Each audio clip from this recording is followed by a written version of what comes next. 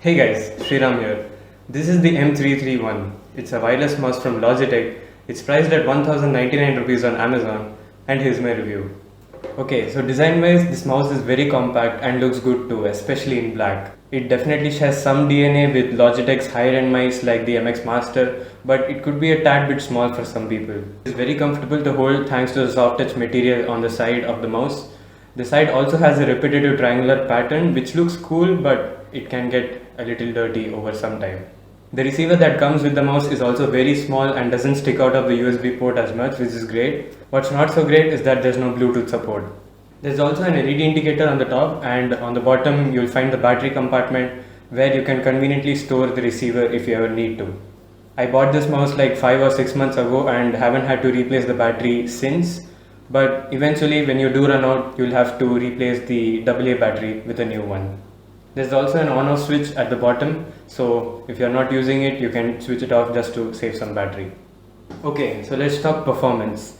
This goes without saying, but the M331 is not a high performance oriented mouse by any means. It's meant for everyday use and it is pretty good at that, except for one thing which I'll get to. The tracking is extremely smooth and pretty accurate, especially if you're using a mouse pad. The clicks are silent as well, which was a little bit weird at first, but I got used to it pretty quickly.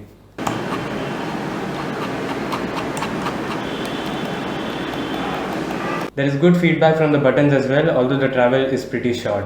There is also support for Logitech Options software on Windows and Mac, so you can customize buttons if you want to, but the only customizable button on this mouse is the scroll wheel.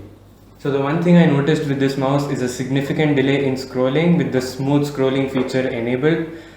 If you ever buy this mouse and face that issue, you can just turn off smooth scrolling in the app.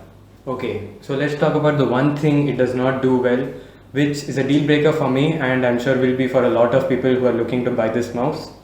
It's the scrolling, even with the smooth scrolling feature turned off. It was fine when I initially got it, but for the past month or so, the scrolling has been extremely erratic to the point where it is unusable. I mean, the scroll wheel feel itself is fine, but it just doesn't respond in the right way to my scrolling inputs.